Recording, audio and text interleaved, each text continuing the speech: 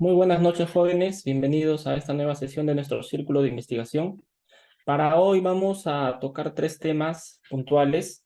En la sesión pasada hemos visto una regresión Probit y las distintas salidas que podemos obtener a través de comandos como el margins, eh, tanto probabilidades predichas como cambios marginales.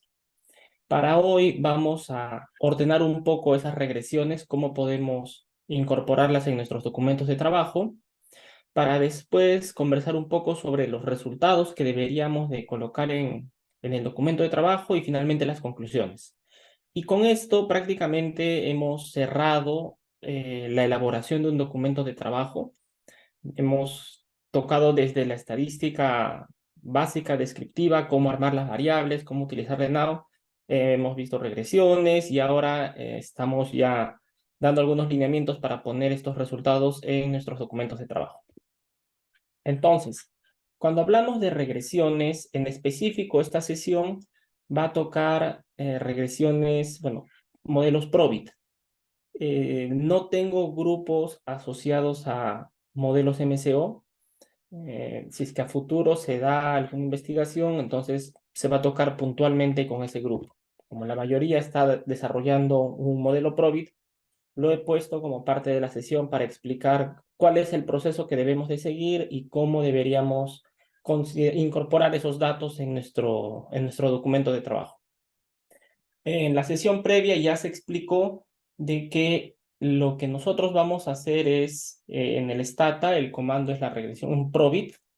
Probit es el comando. Seguido de probit está la variable de interés y, la variable dependiente.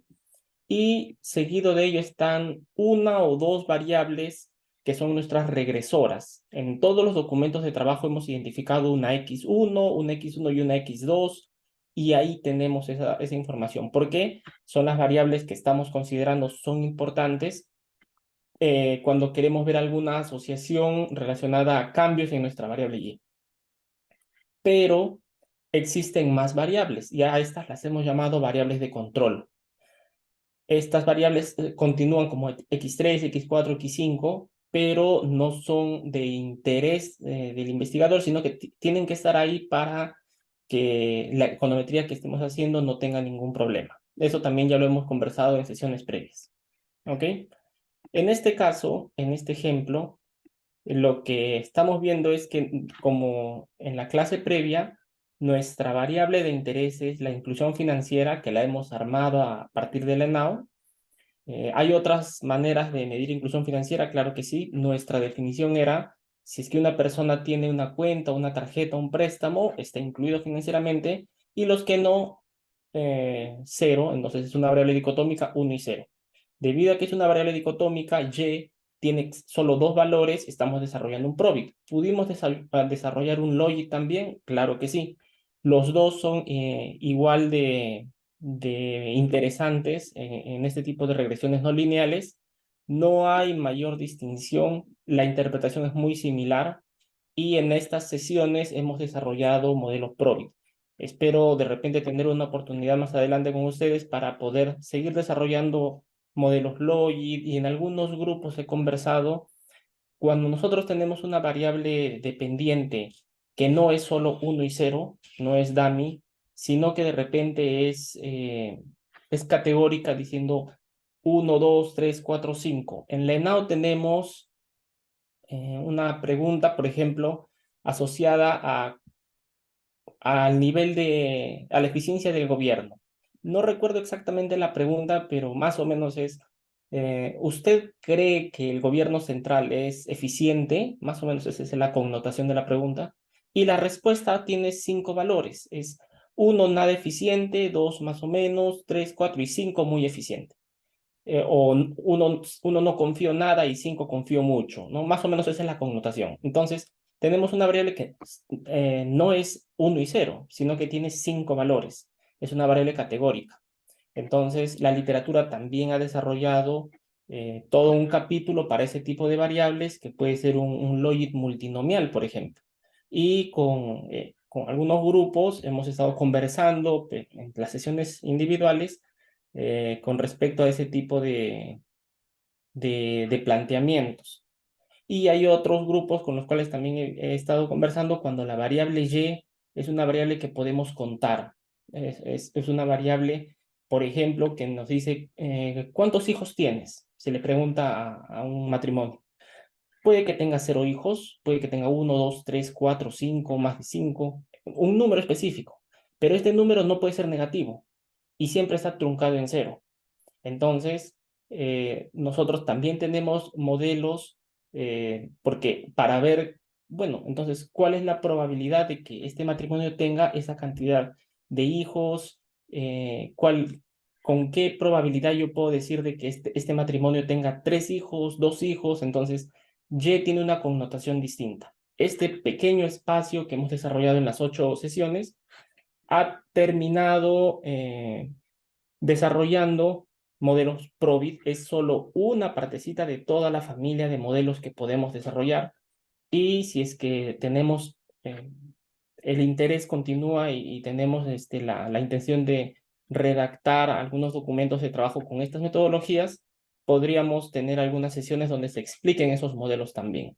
Pero ahora, entonces, como les digo, casi todos los modelos tienen una variable y que es 0 y 1, y en este ejemplo, el logaritmo del gasto sería mi variable x1, la variable de interés. Entonces, es hipotético, realmente acá deberíamos de tener mucha teoría detrás. Esto solo lo he desarrollado a manera de ejemplo para ver los datos que salen, más no la teoría que sustente lo que está en el modelo. Por eso puede ser cuestionado esto. Esto es netamente un tema didáctico. Estaríamos diciendo de que el gasto explica de alguna manera que las personas estén incluidas financieramente. Entonces, es mi variable x1. Y después tengo variables de control. Y digo, bueno, yo debería de distinguir entre varones y mujeres porque la literatura tiene alguna teoría al respecto y hay una diferencia. Entonces, voy a controlar por el sexo. Varón, mujer. Esta es una dummy donde varón es 1, mujer es 0. Informalidad. También creo de que la informalidad tiene algo que ver acá y digo, bueno, yo creo de que la asociación entre el gasto y la inclusión financiera es distinto si es que veo a las personas informales y es distinto si veo a las personas formales. Entonces, si es que considero que hay esa distinción, informalidad debería estar incluida. Informalidad para mí la he construido como si esta persona tiene un empleo que es informal, es 1, y si es que es formal, es 0. Entonces, es otra dummy. Tenemos varón dummy, informalidad dummy. Logaritmo de gasto no es una variable dummy, es una variable, es el gasto, es el logaritmo en gasto, es un valor que puede ir desde, creo que acaba desde 6 hasta 13, porque refleja el gasto per cápita mensual. Y un logaritmo en la sesión previa hemos visto los valores, y inclusión financiera, como les dije, 0 y 1. Entonces, haciendo la regresión, lo que yo encuentro acá son los coeficientes, son los betas. Como hemos visto, un Probit no me permite, así como está, no me permite, como en un MCO, señalar, por ejemplo, que un incremento en una unidad del logaritmo del gasto está asociado con 0.34, bueno, 34% más en la probabilidad de ser incluido financieramente, algo así. No se puede interpretar los números porque es un modelo no lineal. Recordemos de que estábamos en esa curva S, entonces va a importar mucho cuál es nuestro punto de partida. En el MCO, como encontrábamos una línea que era una línea recta, tendiente positiva o negativa, era una línea recta, entonces el efecto es constante en cualquier punto, es el mismo, pero en un modelo no lineal va a depender dónde estamos parados. Y por eso el siguiente paso era encontrar las probabilidades predichas caracterizando a un individuo en específico. Entonces, ¿para qué hacemos esto? Nuestro modelo es Y sub I, inclusión financiera, es igual a beta 0, la constante está acá, más beta 1, punto 34, X1, logaritmo del gasto, más beta 2, en este caso es negativo 0.12, menos 0.12, por X2, que es varón, más, bueno, menos 1.49, que es beta 3, por la variable informalidad, X3. Ese es nuestro modelo. Entonces, nosotros tenemos esa información y hemos encontrado los betas de ese modelo.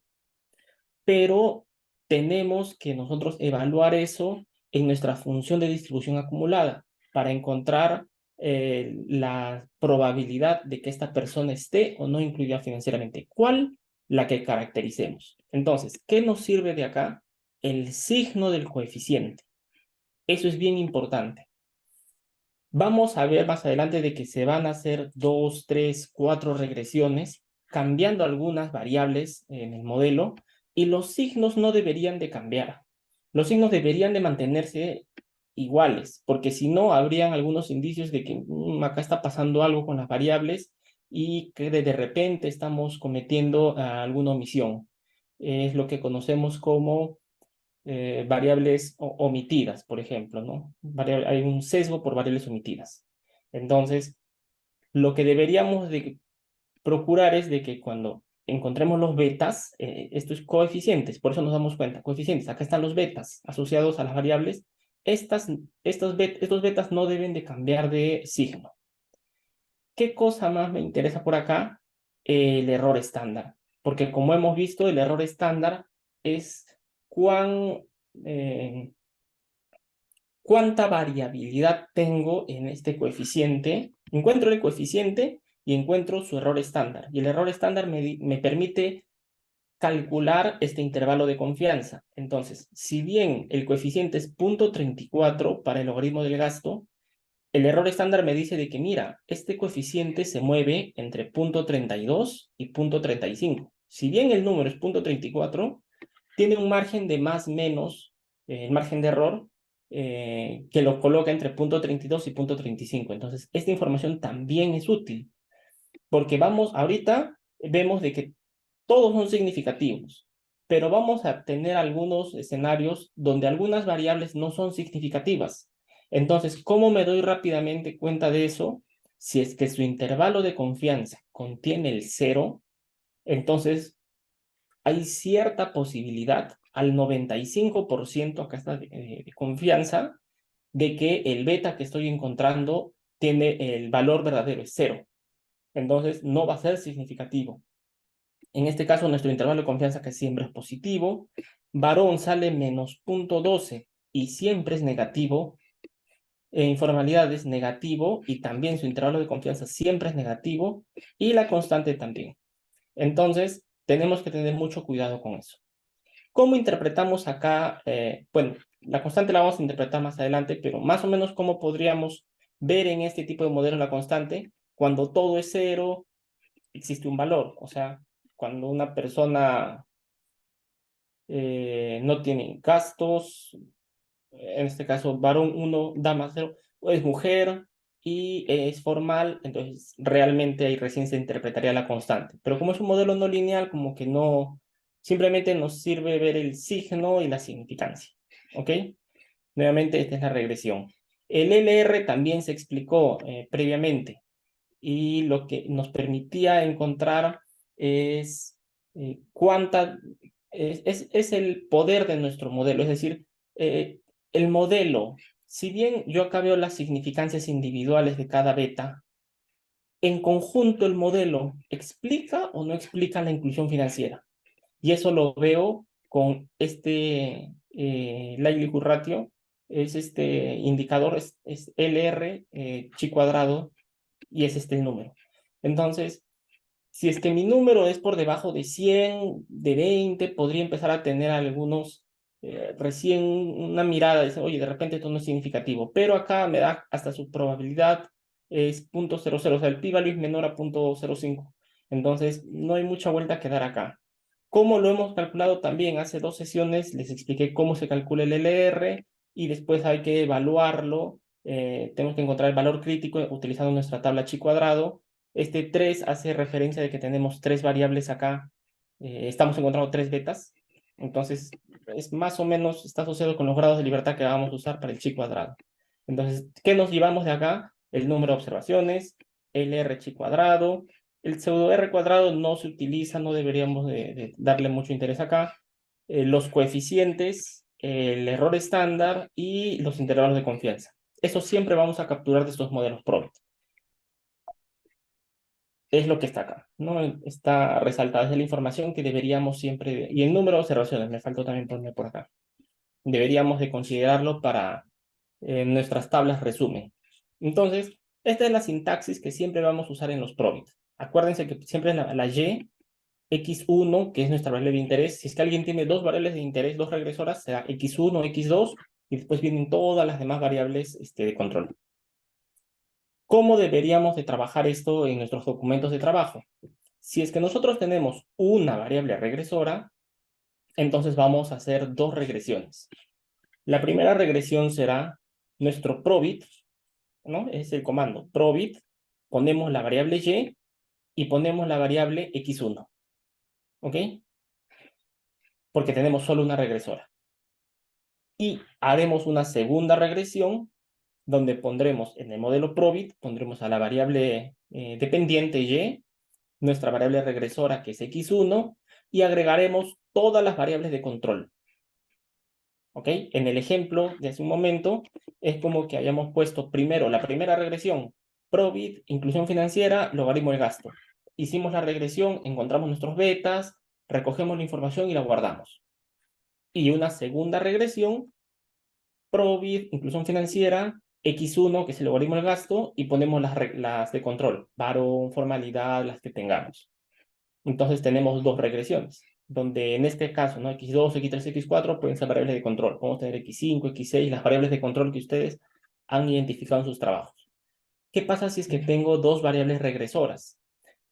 Antes de llegar a más de una variable regresora, el interés acá, por ejemplo, es que cuando yo realizo una regresión Probit, estoy diciendo cómo se asocia X1 con la probabilidad de Y, ¿no? Con la probabilidad de que Y sea igual a 1. Nada más. Y en la segunda regresión le digo lo mismo, quiero saber eso, pero tomando en cuenta de que existen variables de control. Oye, por si acaso, debe haber cierta diferencia si es que es varón o mujer, si es que es por la edad, puede ser, por dónde vive la persona, etc. Variables de control. Entonces, lo que yo esperaría es de que X1 no cambie de signo, porque como les dije en la anterior lámina, lo que me importa de acá son el signo y de que sea significativo, nada más. Acá yo no puedo decir nada sobre el número que veo acá, pero ¿cómo más o menos voy testeando eso? Hago una regresión donde simplemente están los dos, ok. Yo sé de que acá hay un error más mu, donde están todas las demás variables que pueden estar conteniendo ese efecto, ¿no? Que todavía no lo estoy considerando en la regresión, o esa asociación. Y por eso de repente el beta que encuentre en X1 va a ser elevado, ya sea muy negativo o muy positivo. Agregando variables de control, voy a corregir esa asociación. Entonces, posiblemente X1 tenga un beta más pegado a cero. Puede ser más, si es que es muy positivo, muy alto, va a ser más pequeño el número, o si es que es muy negativo, va a estar bien pegado al cero, por lo general. Pero no debería de cambiar de signo, porque si no, lo que estoy viendo es de que el efecto es el contrario. Entonces, hay algún problema en la regresión, en la especificación. De repente, X1 no es la mejor variable para ver la asociación. Y eso lo vamos, ahorita es con una variable, pero eso lo vamos a tener que ver si tenemos dos, tres variables regresoras. Por eso hacemos distintas regresiones. Cuando tenemos más de una variable regresora, en sus modelos ustedes tienen una Y identificada, pero también tienen X1, X2 y un paper creo tiene X3 también, porque el interés es saber cómo estas variables se asocian con la probabilidad de que Y sea igual a 1. Entonces, deberíamos de hacer algunas regresiones alternativas, adicionales. La primera regresión sería probit y, que es la variable de interés, la variable dependiente, con la primera regresora, nada más. y nos va a salir nuestro resultado y guardamos la información que está en el cuadradito rojo, además de el número de observaciones. Después hago una siguiente regresión, una segunda regresión, donde voy a regresionar el modelo Probit considerando Y, que es mi variable dependiente, pero miren que estoy colocando la otra variable regresora, x2. Me olvido de x1 por un momento. Entonces yo voy a encontrar signo de x1 y significancia de x1 en la primera regresión, y en la segunda regresión el signo y significancia de x2, nada más. Y después voy a hacer una tercera regresión y en el probit voy a poner la variable dependiente y las dos variables regresoras, x1 y x2. Oye, ¿qué pasa cuando las dos funcionan? Entonces voy a ver más o menos de hecho, que los betas van a cambiar, pero acá no nos sirven los betas, simplemente nos sirven los signos. Cuidar de que los signos sigan como los esperados, como en las primeras regresiones.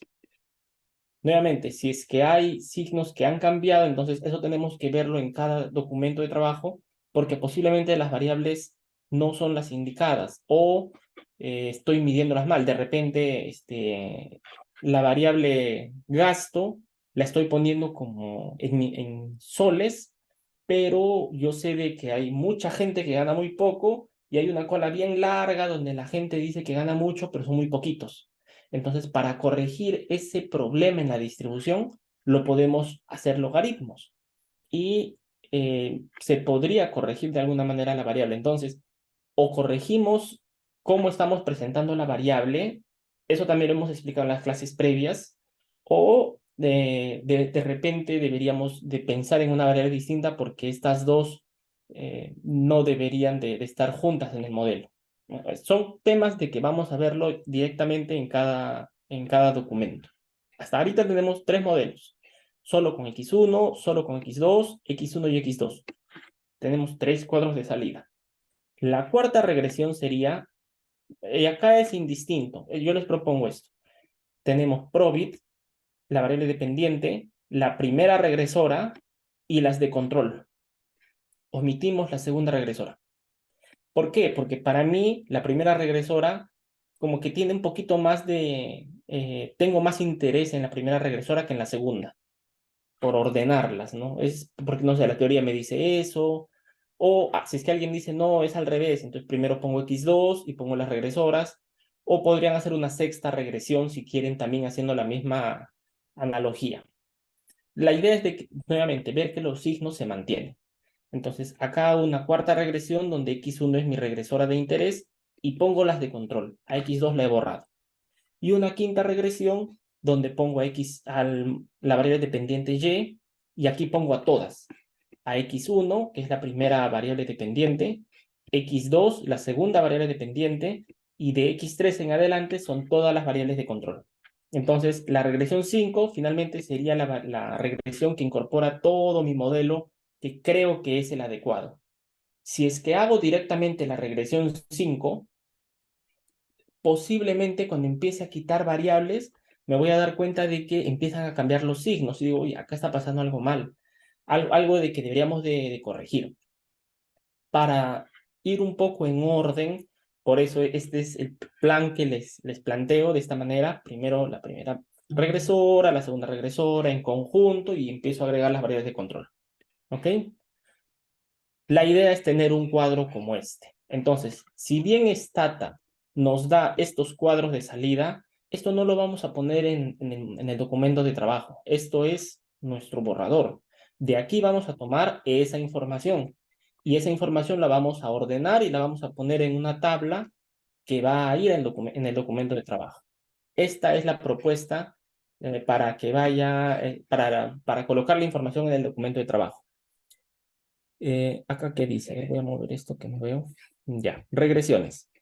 Arriba en el título, ¿no? De la tabla está resultados de las regresiones de nuestra variable y1 sobre, tenemos dos regresoras, x1 y x2, coma, controlando por posibles variables de confusión que son nuestras variables de control.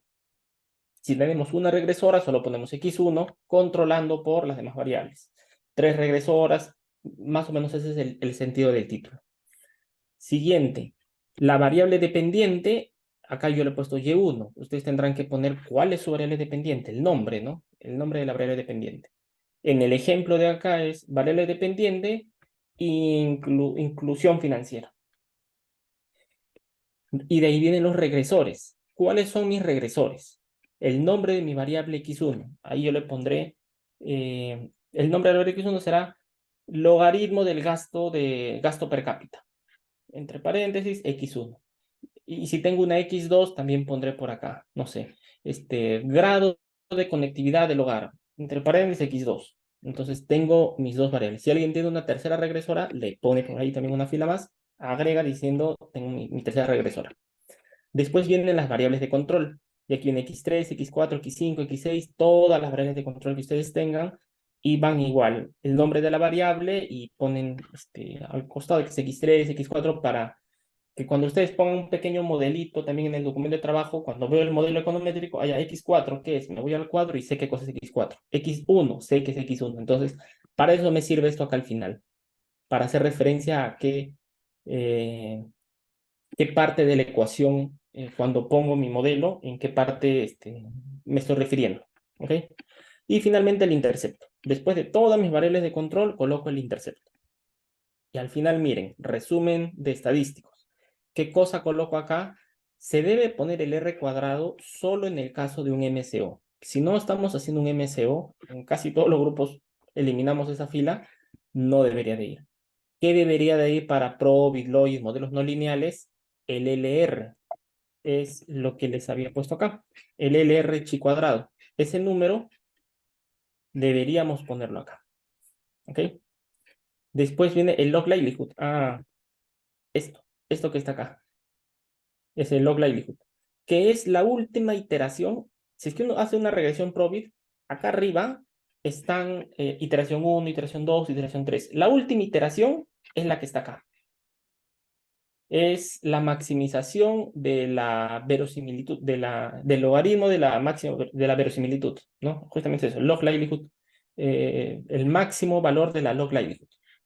Después de iterar varias veces, las dos últimas iteraciones no cambian, entonces el modelo dice, bueno, he llegado a maximizar este modelo y te muestra los betas que maximizan el, el modelo que estamos desarrollando.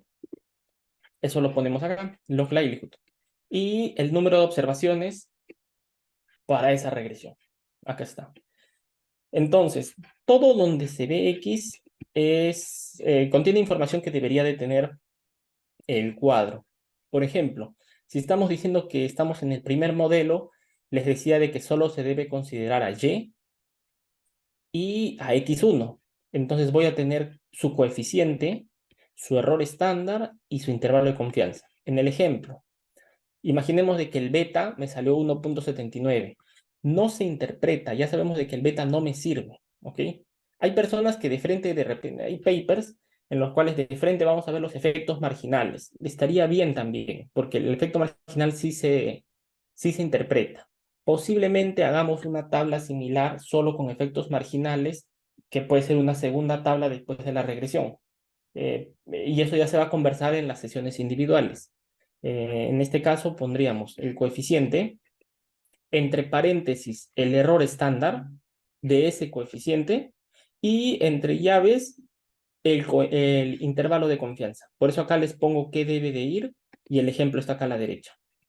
¿Ok? Lo he puesto a dos decimales. Si es que a alguien el beta le sale 0.00001, hay que poner todos los, o sea, no podríamos dejarlo en 0. Deberíamos hacer aparecer por lo menos el siguiente número distinto de 0.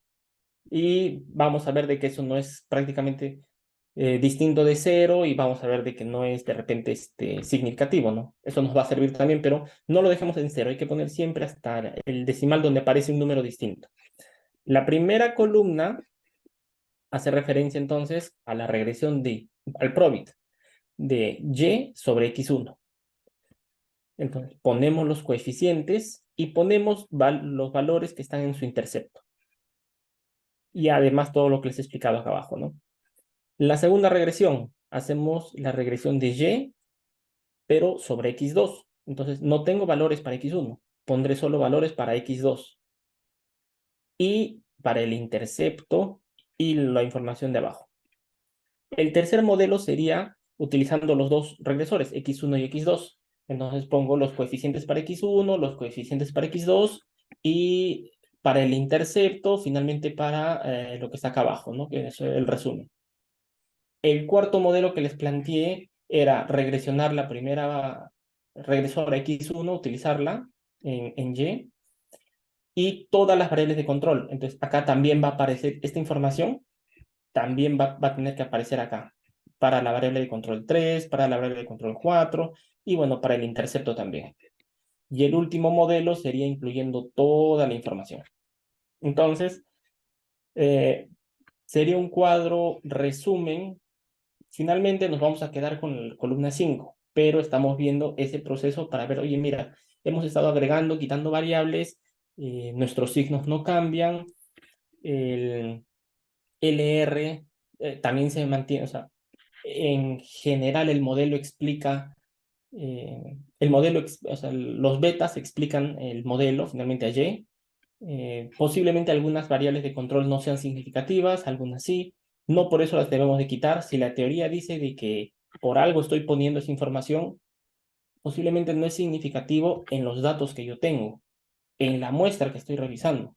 Pero eso no contradice lo que la teoría ya ha señalado. Oye, la teoría dice de que sí o sí deberíamos de, cuando estamos, por ejemplo, tratando, en este ejemplo, ¿no? Que les señalaba, de la inclusión financiera, la informalidad tiene mucho que ver, entonces la ponemos.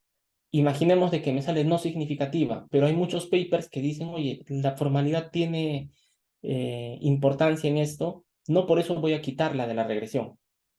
Entonces, lo que yo señalaré es, con los datos que tengo, informalidad es no significativo, nada más. No puedo señalar de que como es no estadísticamente significativo, la voy a eliminar de la regresión y voy a regresionarla sin eso. O sea, estaríamos cometiendo un error. Entonces, este es el resumen. Como les digo, es posible de que con los grupos ya en las sesiones individuales hagamos lo mismo, pero para efectos marginales. ¿Ok? Efectos marginales de que consideren al punto medio. Como les comenté en la sesión previa también, yo podría, en lugar de hacer un PROB y de hacer sus efectos marginales, podría hacer un MCO. Si mi interés como investigador es encontrar qué pasa en el promedio de la muestra, qué pasa en el valor medio de todos los datos.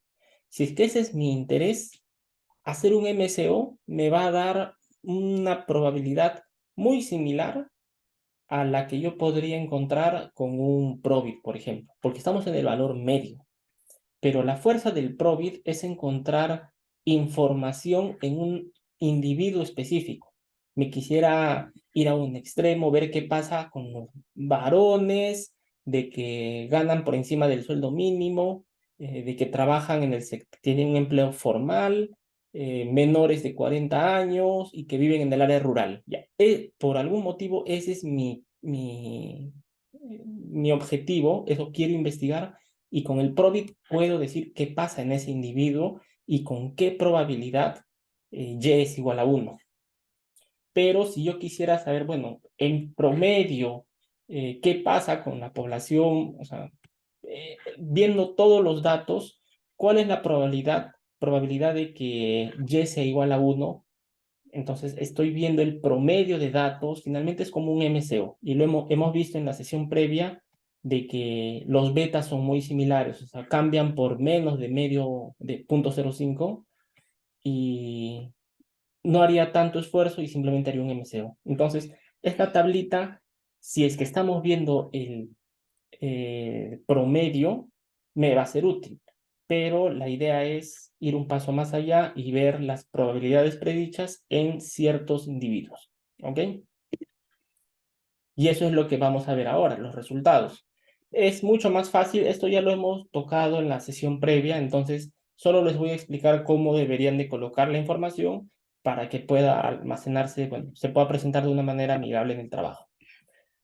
Una vez que tenemos los resultados de la regresión, y ya hemos visto de que son estadísticamente significativos nuestros regresores. Hemos visto el signo también, que es el esperado, a partir de las hipótesis que hemos planteado al inicio. Entonces deberíamos de empezar a escribir nuestros resultados. Lo ideal será trabajar con la última columna de la regresión, donde hemos colocado todas las variables. Ese es el objetivo. Para los resultados es necesario identificar quién es el individuo de interés. Se debe colocar información para todas las variables. Estoy utilizando regresoras y variables de control. Para yo identificar la probabilidad predicha de que y sea igual a 1, entonces, ¿de quién? De un individuo en específico tengo que caracterizarlo. Entonces, tengo que colocar toda información para todo el individuo, o sea, para todas las variables de ese individuo. Si es que he puesto PEA, información de la PEA, del nivel de ingresos, del sexo, de edad, de dónde vive, de ocupación, todas las variables deben de tener, bueno, yo quiero saber qué pasa en ese individuo en específico, ¿ok? Y de esa manera vamos a encontrar la probabilidad predicha.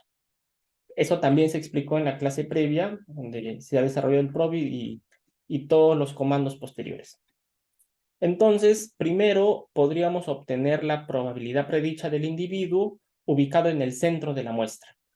Nuestra muestra tiene, por ejemplo, la variable gasto, tiene gasto desde 0 soles hasta personas que ganan mucho. Si yo saco el promedio, como lo hemos visto también antes, posiblemente el promedio esté sesgado a la derecha porque hay personas que ganan mucho y esa es la cola derecha que tenemos en la función de distribución, y esas personas que ganan mucho jalan el promedio para la derecha. Entonces, no significa de que si mi promedio es 6.000 soles mensuales, el promedio de la gente gana 6.000 soles mensuales. De repente el promedio está por los 3.000, porque ahí está el grueso de la población. Pero como existen estos datos de que son muy extremos, el promedio se va a ir para ese lado. Entonces, el promedio puede ser un buen indicador en algunos casos, pero posiblemente en el gasto no. ¿Qué, qué estadístico me serviría más? Yo podría utilizar la media, no el promedio. ¿Cómo hago? Ordeno los datos desde el valor más chiquito hasta el valor más alto y digo, voy a partirlo en el 50%, percentil 50. Ese dato es la mediana y es un valor mucho más representativo porque por debajo de la mediana encuentro muchos valores que están por debajo, ¿no? O sea, que son más pobres que los que están a la derecha, pero los datos atípicos, los datos donde hay gente que gana mucho, ya no me afecta como en el promedio. Entonces, la mediana sería un mejor indicador. Si es que esa es un poco la primera forma de pensar, ¿no? Algo fácil, podría obtener, como también se ha visto en la clase previa, mi primera probabilidad predicha, y como no tengo identificado ahorita o quisiera primero hacer un primer pincelazo de qué pasa en los valores medios en la población, podría decirle, bueno, margins, probabilidad predicha, ¿de quién? De alguien que es varón, de que efectivamente su empleo es informal, y el logaritmo del gasto quiero que me muestres para alguien para el percentil 50, ¿no? Para la mediana. Ok. O podría poner simplemente margins, probabilidad predicha, abro paréntesis, y en lugar de poner varón 1, informalidad 1, abro paréntesis y pongo mediana. ¿Para quién? Espacio subguión all. Entonces le estoy diciendo, dame la mediana para todas las variables, en lugar de poner todo. Eso también está en la clase previa. Entonces, encontré la probabilidad predicha de que y sea igual a 1. Y, en nuestro ejemplo, y era estar incluido financieramente. Y empiezo a desarrollar ya el texto diciendo, bueno, hemos encontrado la probabilidad de esta persona con estas características, con qué probabilidad está incluido o no financieramente, es decir, la probabilidad de que y sea igual a 1. Y eso ya deberíamos empezar a ponerlo en los resultados. Y después ya deberíamos de encontrar la probabilidad predicha para el individuo de interés. Algunos quieren ver la diferencia entre hombre y mujer, otros quieren ver la diferencia entre dónde vive, zona urbana, rural, si es que las personas ganan por debajo del sueldo mínimo, por encima del sueldo mínimo, si es que el hogar es catalogado como pobre o no pobre. Entonces, dependiendo de a quién estoy investigando, yo voy a encontrar distintas probabilidades. Entonces, eso me va a permitir, esos son los resultados. ¿Cómo lo encuentro? Con margins, con este comando, y acá voy colocando la sintaxis dependiendo de cuál es mi objetivo. Podría también hacer variar una regresora. Si es que la regresora de interés es cómo cambia la probabilidad de que y sea igual a 1, dado de que cambia la variable del logaritmo del gasto. Entonces le digo margins, probabilidad predicha de la misma persona de su momento, pero no estoy viendo solo en el valor medio del gasto, sino le estoy diciendo, vete desde el logaritmo desde los valores donde el logaritmo es 6 hasta el logaritmo 12 y aumenta de 1 en 1. Entonces me va a presentar la probabilidad de esa persona cuando su gasto es logaritmo de 6, logaritmo de 7, de 8, de 9, de 10, de 11 y de 12. Entonces, no es una línea recta. Voy a ver de que la probabilidad cambia dependiendo del individuo. Y eso también son resultados que posiblemente respondan la hipótesis que nos hemos planteado antes, dependiendo cuál es la variable x1, x2, las variables regresoras. Si utilizamos esta información, posiblemente sería también interesante presentarlo en gráficos. Por eso inmediatamente pongo margins plot y me va a plotear un gráfico. Acá le pueden poner coma, opciones y salen gráficos bien bonitos que Stata puede arrojar, o lo pueden poner los datos en Excel y hacen un tema cosmético realmente para presentar los gráficos. Y eso es, entonces, todas las herramientas las tenemos. La primera parte en regresiones tenemos la regresión, la vamos a presentar como está acá. Después viene la presentación de resultados, donde vamos a caracterizar realmente a quién nos interesa investigar. Más o menos esta es la idea. Los resultados deben de ser lo más claro posibles respecto a la probabilidad predicha usando todas las variables regresoras, ¿no? Todo lo que tenemos a la mano, bajo los escenarios que se generen con las variables de control, como les comentaba. Es posible utilizar los gráficos para ver los cambios en probabilidad. Para eso nos sirve el comando marginsplot. Eso se usa inmediatamente después del margins. Utilizo el margins. Acá hice variar la variable logaritmo de gasto desde el 6 hasta el 12. Entonces voy a tener 7 probabilidades. Y esas 7 las grafico para ver mejor. Y eso me da el marginsplot. Si tienen más dudas al respecto, de repente puedo ver efectos marginales, quisiera ver la probabilidad no de un individuo, sino del promedio de mi muestra. Todo eso está en la sesión 7. Ahí se explica todos los resultados que se generan después de correr un probit o logit. Hemos hecho el ejemplo con un probit, pero si es que alguien corre un logit, los comandos posteriores, predicted, son lo mismo. Entonces aplica para probit y logit porque es un modelo no lineal, es lo mismo. Para un MCO, si es que alguien está interesado, no tengo documentos al respecto, pero si es que alguien quiere un poco aprender sobre eso y me ha quedado esta duda cómo hacerlo, podríamos abordarlo en sesiones individuales. Finalmente es un poquito, es más fácil, es mucho más fácil, es más directo. La idea es de que los resultados que presentemos deben de responder la pregunta de interés que hemos formulado en la primera parte del documento de trabajo. Entonces, acá les quería hacer hincapié en que ya los grupos, algunos, casi todos los grupos, ya han iniciado con la redacción del documento de trabajo.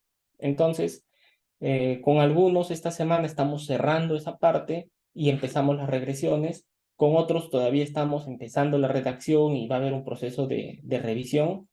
Entonces, la idea es de que lo que se ponga en la parte introductoria, si se dan cuenta, debe de tener lógica con lo que más o menos espero encontrar en resultados. Por eso yo les decía de que sí o sí tenemos que hablar un apartado sobre la variable regresora 1, otro apartado sobre la variable regresora 2, y estas variables cómo juegan con la variable y, que es nuestra variable dependiente, sumado a ese ruido que generan las variables de control. Entonces, todo eso debe de estar claro en la primera parte, porque cuando hagamos los efectos marginales, eh, o las probabilidades predichas, encontramos las probabilidades predichas, tiene que conversar el documento. Y dice, bueno, estamos encontrando todo esto porque arriba hemos visto la necesidad, hemos redactado de que es necesario encontrar eso. O sea, explica el por qué estamos haciendo este procedimiento. Entonces, como estamos en la etapa de redacción, mejor ahora están viendo por qué es importante poner esa fuerza en el documento, en la parte de arriba, en la revisión bibliográfica y todo eso, porque finalmente acá tenemos que explicar eso, ¿no? Y por eso en la primera parte del documento también decimos, oye, estamos agregando estas variables porque en estas investigaciones se señala, porque la teoría dice de que estas variables también afectan o hay cierta asociación con la variable de interés que estamos analizando. Entonces, si existe esa teoría, deberíamos de considerarla. Por más que nuestra regresión, nuestros datos, digan de que no es significativo, ok, no es para nuestros datos nuevamente, pero no quita de que la variable tenga que estar. Finalmente siempre está controlando por algo, por más de que salga no significativa. La semana pasada estaba con un grupo y me decían, profesor, la variable ruralidad, porque una de sus variables era si el hogar vivía en el sector rural o en el sector no rural, área rural, no rural, y ruralidad le salía totalmente no significativo, pero eran nuestros datos. Todos los documentos que habíamos revisado previamente colocaban ruralidad porque había cierta teoría que enfatizaba de que la ruralidad sí tiene algo que ver en ese modelo, en esas variables. Entonces, el párrafo que se tiene que colocar es, para nuestra información, con nuestros datos, esta variable no es significativa, pero no quita que deberíamos quitarla. De alguna manera está controlando, está trabajando la variable, por más que no sea significativa. En este caso, la variable ruralidad no es nuestra variable de interés, no es la regresora, es una variable de control. Por eso la hemos dejado. Sería muy distinto poner una variable de interés, nuestra regresora, de que sea no significativa. Ahí sí tendríamos que entrar un poquito más a detalle a ver el modelo, qué está pasando. Como les decía, puede que haya algún problema de variables omitidas, o sea, algo debe estar pasando en el modelo econométrico, en cómo lo hemos planteado para que salga este resultado. O en otros casos, así que está mal construida y simplemente hay que cambiar, hay que hacer algunas transformaciones. ¿Ok? Y por último, las conclusiones. Cuando hablamos de conclusiones, es la última parte del documento. Por lo general, máximo 1000 palabras, no deberíamos de extendernos de las 1000 palabras. El primer párrafo debe ser un párrafo que nos enganche en las conclusiones, de repente resumir, es un párrafo nomás, resumir cuál es el motivo del documento de trabajo, por qué lo hemos elaborado, qué se ha buscado, y después ya empezar a poner las conclusiones. Porque si es que aparece de la nada conclusiones muchas veces, cuando alguien revisa un documento de trabajo, no revisa todo el documento de trabajo, revisa parte de la introducción, eh, se va a cuáles son tus resultados y cuáles son tus conclusiones. Entonces, en conclusiones es interesante a veces cuando alguien lee un documento y dice, oye, quisiera saber cuál es la idea de este investigador, por qué lo ha hecho. Un párrafo explicando y ponemos todas las conclusiones. Ayuda bastante.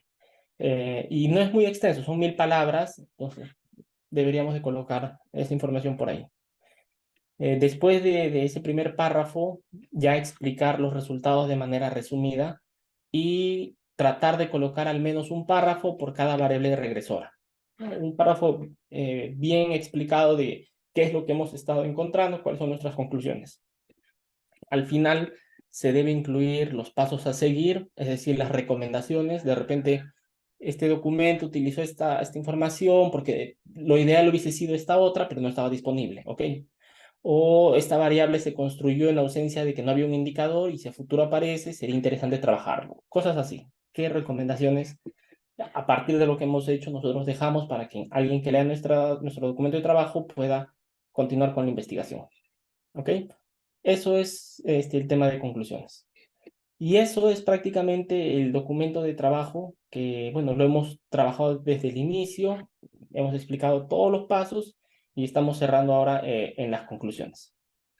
¿Ok? Esto es todo lo que teníamos para hoy y muchas gracias.